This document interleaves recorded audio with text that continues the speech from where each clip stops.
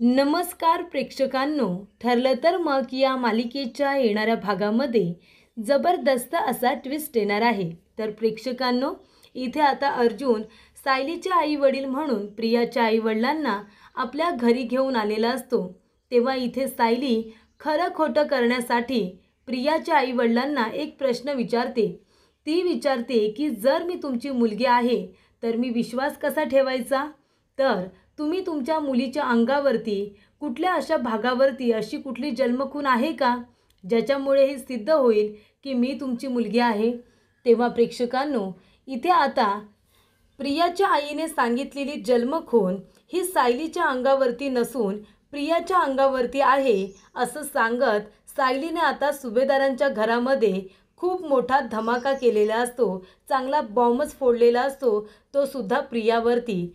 त्यानंतर प्रेक्षकांनो, जेव्हा इथे सायली अर्जुन आणि सुभेदार किल्लेदार दोन्ही कुटुंबाच्या समोर सांगते की तिच्या तळपायावरती तुळशीपत्राची जन्मखून आहे, तेव्हा अर्जुनच्या समोर सत्य आलेलं असतं की खरी तन्वी ही प्रिया नसून सायली आहे आणि ते सत्य आता सगळ्यांना समजलेलं असतं। तर प्रेक्षकांनो, येणाऱ्या भागामध्ये इथे आता प्रियाचे आई वडील घरी आल्यानंतर सत्याचा उलगडा झालेला असतो। तब्बल 2-2.5 वर्ष सायली आता सुभेदारांच्या घरामध्ये राहत असते, पण तरीसुद्धा ती तन्वी असल्याचं कुणालाही कळलेलं नसतं। पण इथे जेव्हा प्रियाचे आईवडील सुभेदारांच्या घरी येतात तेव्हा खरी तन्वी ही सायली असल्याचं सत्य आता सगळ्यांच्या समोर आलेलं असतं आणि प्रियाचं भांडं तब्बल 2.5 वर्षाने फुटलेलं असतं। त्यानंतर प्रेक्षकांनो, प्रियाची हक्कलपट्टी ही आता घरातून बाहेर झालेली असते। तर प्रेक्षकांनो, येणाऱ्या भागामध्ये कशा पद्धतीने या गोष्टी पुढे घडत जातात आपण सविस्तरपणे बघूया। प्रेक्षकांनो, आपण बघितलं इथे अर्जुन श्रद्धा टेलर्सकडे पोचलेला असतो। त्याने तिथे साडीचा ड्रेस आपल्या बायकोसाठी शिवायला सांगितलेला असतो। तेव्हा इथे सदाशिव लोखंडे यांना अर्जुन विचारतो की तुम्ही ड्रेसचे किती घेणार, किती पैसे घेता तुम्ही ड्रेस शिवायचे। तेव्हा इथे सदाशिव लोखंडे पैशांचा लालची असल्यामुळे आणि अर्जुनला बघितल्यानंतर ही आता पार्टी मालदार असल्याचं त्याला समजतं, तेव्हा तो म्हणतो की याला काही माहिती नसेल की बाबा लेडीज ड्रेसेसचे किती पैसे घेतले जातात, याला कुठे काय माहिती असेल। तेव्हा इथे सदाशिव लोखंडे आता त्याचाच गैरफायदा घेतो आणि अर्जुनला म्हणतो की एका ड्रेसचे 2,000 रुपये होतील, तुम्हाला कधीपर्यंत ड्रेस हवाय। अर्जुन म्हणतो मला लवकरच हवाय, तुम्ही कधीपर्यंत द्याल। तेव्हा इथे सदाशिव लोखंडे म्हणतात की गुरुवारी या आणि तुमचा ड्रेस घेऊन जा। अर्जुन म्हणतो गुरुवारी नाही, नको नको, त्याला खूप दिवस होतात ना, मला तर उद्याच हवा होता, माझ्या बायकोला मला सरप्राईज द्यायचं आहे, तुम्ही उद्यापर्यंत मला ड्रेस द्या ना प्लीज। तेव्हा सदाशिव लोखंडे म्हणतो हे बघा, आता तुम्हाला जर उद्याच ड्रेस हवा असेल तर एक काम करा, तुम्ही मला जरा जास्त पैसे द्या, म्हणजे मी उद्याच तुमचा ड्रेस शिवून रेडी ठेवतो। अर्जुन म्हणतो की ठीक आहे, मी तुम्हाला जास्त पैसे देईन। तो म्हणतो ॲडव्हान्स द्या, 500 रुपये ॲडव्हान्स द्या ना मला। तेव्हा अर्जुन म्हणतो 500 नाही, तुम्ही 1000 रुपये ॲडव्हान्स ठेवा आणि उद्या मी जेव्हा ड्रेस घेऊन जाईन ना तेव्हा उरलेले सगळे पैसे मी तुम्हाला परत करेन। म्हणजे प्रेक्षकांनो, इथे प्रियाचे वडील इतके लालची की एका ड्रेसची शिलाई त्यांनी 3000 रुपये घेतलेले असते। त्यानंतर प्रेक्षकांनो, अर्जुन तिथून जेव्हा बाहेर पडत असतो तेव्हा नागराजने फोन करून आता इथे सुमनला विचारायला सांगितलेलं असतं, अर्जुनला फोन कर आणि विचार की तो पोचला का तिथे, त्याला तो श्रद्धा टेलर भेटला का, हे सगळं विचारायला हवं, आपण पत्ता दिलाय ना त्याला। तेव्हा सुमन म्हणते अहो आता पत्ता दिलाय ना, अर्जुन काही लहान आहे का, तो जाईल ना तिथे। नागराज म्हणतो फोन कर आणि विचार अर्जुन तिथून जाऊन आला का ते। तेव्हा इथे आता सुमन फोन करते तेव्हा अर्जुन सांगतो की मी आत्ताच तिथून बाहेर पडलेलो आहे असं सांगितलं जातं प्रेक्षकांनो। आणि अर्जुनला या गोष्टीचा आनंद असतो की चला उद्या मी माझ्या बायकोला तिच्या मानलेल्या आईच्या साडीचा ड्रेस आता गिफ्ट म्हणून देणार आहे, तिला सरप्राईज म्हणून देणार आहे, त्याचा अर्जुनला आनंद असतोच। आणि प्रेक्षकांनो, आता अर्जुन तिथे गेलेला असतो पण जो घरामध्ये फॅमिली फोटो लागलेला असतो आणि त्याच्यामध्ये जो प्रियाचा चेहरा असतो अर्जुनला तो दिसत नाही, तेव्हा काही अर्जुन तो बघत नाही। त्यानंतर प्रेक्षकांनो, इथे आता वेगळा स्ट्राईक सुरू आहे। अश्विन आणि प्रिया दोघांना घरामध्ये यायचं आहे।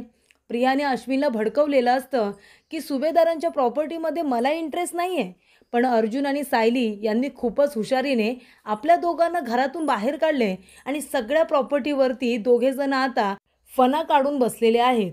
तेव्हा काही झालं ना, अश्विन तू त्या घरचा मुलगा आहेस आणि मी त्या घरची सून आहे. आपल्याला सुद्धा आपला अधिकार हक्क मिळायला नको का? सगळं का म्हणून त्या अर्जुन सायलीला द्यायचं आपण?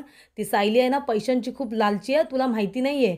गोड गोड बोलते आणि सगळं स्वतःच्या ताब्यात ठेवायला बघते. बघितलंस ना आतासुद्धा सतत आपली आई आई म्हणून आईंच्या समोर जाते, बाबा बाबा करते, पूर्णाजीच्या समोर जाते. तिने गोड गोड बोलून सगळ्यांना आपल्या मुठीमध्ये ठेवलं आहे. म्हणून अश्विन आपण सुद्धा एक काम करूया. आपण आता आपल्या हक्काच्या घरी जायचं आणि जर त्यांनी आपल्याला घरामध्ये घ्यायला नकार दिला ना, तर आपण कायद्याने आपला अधिकार मागायचा. चालेल ना तुला? तेव्हा इथे अश्विन आता प्रियाचं बोलणं ऐकतो.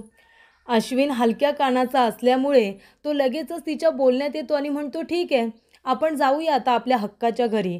आणि तो आपला अधिकार हक्क मागायला येतो. सगळे सुभेदार आता तिच्या विरोधात असतात. अश्विनला म्हणतात की तू घरामध्ये ये, हे घर तुझं आहे, पण ह्या मुलीला बाहेरच ठेवायचं. आणि अश्विन म्हणतो की ती माझी बायको आहे, कायद्याने तिला निर्दोष सिद्ध केले, त्याच्यामुळे ती आता या घरामध्ये मानाने माझी बायको म्हणून येणार. मला माझा हक्क अधिकार हवा आहे.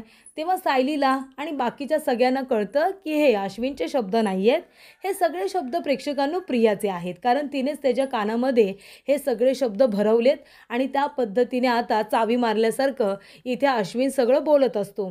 तेव्हा इथे सायली म्हणते की प्रिया, हे सगळे शब्द तुझे आहेत ना? अश्विन भाऊजी कधीच हक्क अधिकाराच्या गोष्टी करत नव्हते, पण तुझ्यामुळेच ते आता हे सगळं बोलत आहेत. तेव्हा इथे अश्विन वकिलांना घेऊनच आलेला असतो. तो म्हणतो की हे बघा डॅड, आता हे आहेत प्रॉपर्टीचे पेपर.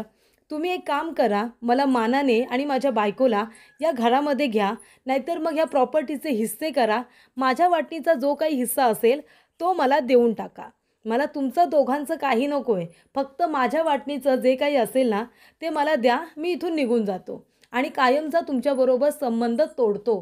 तेव्हा इथे प्रताप काकांना आता काय करावं काही कळत नसतं. आतापर्यंत कुणीही त्या घरामध्ये हक्काच्या आणि वाटणीच्या गोष्टी केल्या नव्हत्या. मग आता अश्विनच असा का करतोय? तर प्रियामुळे करतोय. तेव्हा इथे सायली म्हणत असते की थांबा बाबा, थांबा. तुम्हाला अश्विन भाऊजी तुमचा हक्क आणि अधिकारच हवाय ना? मग या आता ह्या मुलीला घरामध्ये घेऊन या. तुम्ही जर आता तुमच्या घराचं वाटोळच करायचं ठेवलंय तर मी तरी काय करू? तेव्हा प्रेक्षकांनो इथे सायली म्हणते बाबा, तुम्हाला इथे धर्मसंकटामध्ये पडायची गरज नाही आहे. अश्विन भाऊजींना या घरामध्ये यायचं असेल तर येऊ दे.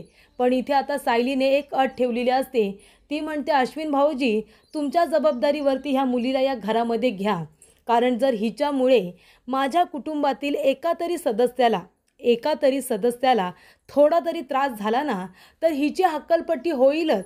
पण तुम्ही माझं असं रूप बघाल ना अश्विन भाऊजी, जे याआधी तुम्ही कधीच बघितलं नसेल. आणि ही मी तुम्हाला दिलेली शेवटची चेतावणी आहे असं समजा. तुमचं घर आहे, तुमचा हक्क आहे, इथे अधिकार आहे राहण्याचा. पण तसंच या घरामधली सगळी माणसं जशी तुमची आहेत ना तशी माझी आहेत. आणि माझ्या माणसांना जर ह्या प्रियाने थोडा जरी त्रास दिला ना, तरीसुद्धा मी काय करेन ते आता मी सांगत नाही, तर मी करूनच दाखवेन, असं सायलीने आता स्पष्टपणे सांगितलेलं असतं. आणि ती म्हणते की हे घर तुमचं आहे ना, घरावरती अधिकार गाजवा तुम्ही, माझं काही म्हणणं नाही आहे.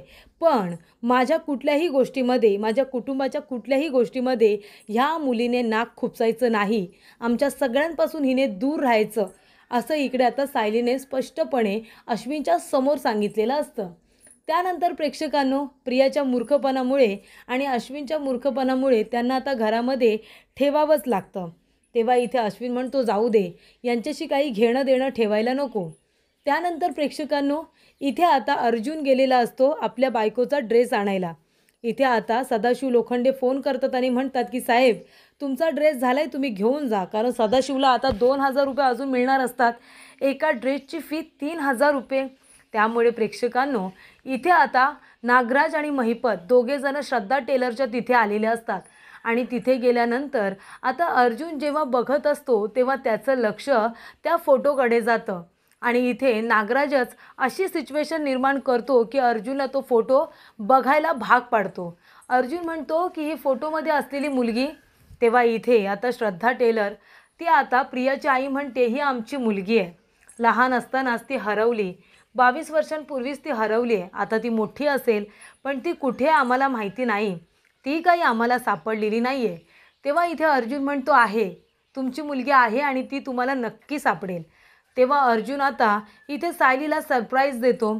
अर्जुन डिरेक्टली सायलीचे आई वडील म्हणून सदाशिव लोखंडे आणि त्यांची बायको श्रद्धा या दोघींना घेऊनच आता घरी येतो. खरे तर ते प्रियाचे आई वडील असतात. आणि प्रेक्षकांनो, इथे आता अर्जुन सायलीला म्हणतो की बायको, तुझी प्रतीक्षा संपली, तुझे आई वडील सापडलेत. आणि जेव्हा तो सदाशिव लोखंडे आणि इथे तिच्या आईला घेऊन येतो तेव्हा सायली त्यांच्याकडे बघतच राहते. सायलीला ते आपले वाटत नाही. सायलीला त्यांच्याकडे बघून आपलेपणा जाणवत नाही, जो की प्रतिमा आणि रविराज काकांकडे बघितल्यानंतर जाणवत असतो. तेव्हा इथे आता प्रिया पूर्णपणे घाबरते. प्रिया म्हणते, अरे देवा, हा अर्जुन तर माझ्या आईवडिलांना डिरेक्टली घरीच घेऊन आला. जाऊ दे, पण यांना कुठे माहिती आहे मी यांची मुलगी आहे ते. यांना तर असंच वाटतंय की सायली यांची मुलगी आहे.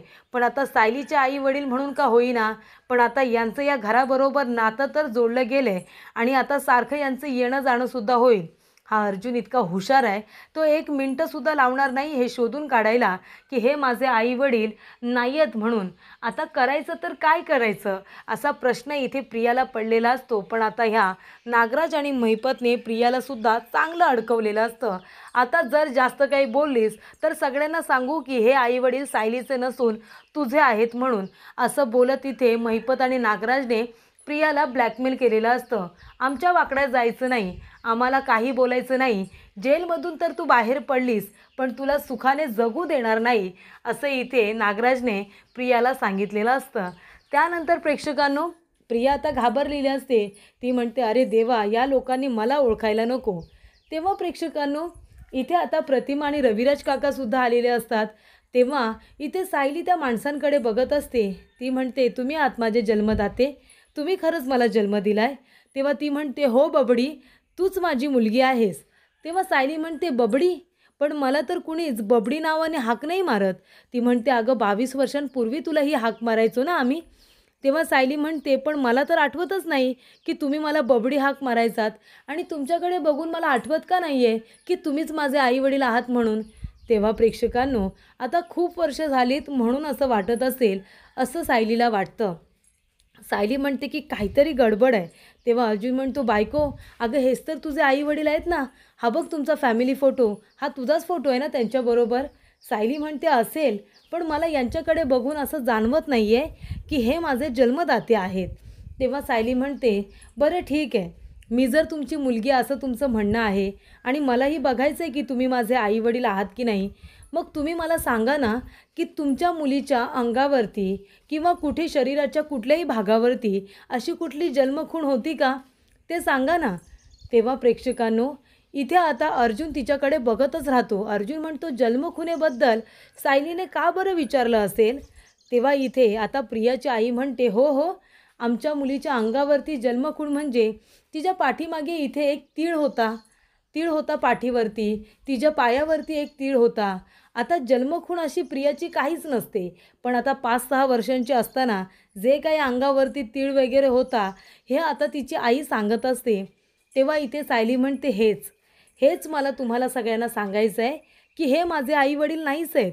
कारण जर माझे आईवडील असते तर माझ्या अंगावरती नेमकी जन्मखूण आहे कुठे हे त्यांना बरोबर माहिती असतं, पण यांना तर काही माहितीच नाही आहे. तेव्हा इथे आता घर बघून, तिकडची श्रीमंती बघून प्रियाचे आईवडील भारावलेले असतात. त्यांना आता काही करून सायलीला आपली मुलगी बनवायचंच असतं. प्रियाची आई म्हणते, नाही नाही बाळा, अगं तूच माझी मुलगी आहेस, असं काय करतेस माझी बबडी. तेव्हा सायली म्हणते, मग सांगा ना, माझ्याकडे कुठे बरं जन्मखूण आहे ते तुम्हाला माहिती हवं आहे ना. तुम्ही मला जर जन्म दिला आहे तर ही गोष्ट तुम्हाला माहितीच हवी आहे. चांगली 5-6 वर्षांपर्यंत तर मी तुमच्याबरोबरच होते ना. तेव्हा इकडे सायली म्हणत असते, सांगा कुठे माझ्या इथे जन्मखूण. तेव्हा प्रेक्षकांनो, इथे सायली म्हणते की ऐका सगळ्यांनी, अर्जुन सर, माझ्या तळपायावरती तुळशीपत्राची खून आहे आणि ही जन्मखून आहे.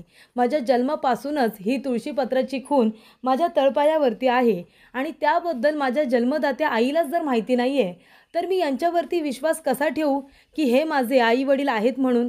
त्यांना माझ्या तळपायावरच्या तुळशीपत्राबद्दल काहीच माहिती नाही आहे आणि जेव्हा प्रेक्षकांनो इथे सायली आता सगळ्यांसमोर आपल्या तळपायावरची तुळशीपत्राची जन्मखून दाखवते, तेव्हा इथे सगळ्यांना कळतं की सायलीच्या तळपायावरती तुळशीपत्राची खून, ती सुद्धा जन्मखून. तेव्हा अर्जुन म्हणतो, अच्छा, म्हणजे खरी तन्वी सायली आहे, प्रिया नाही.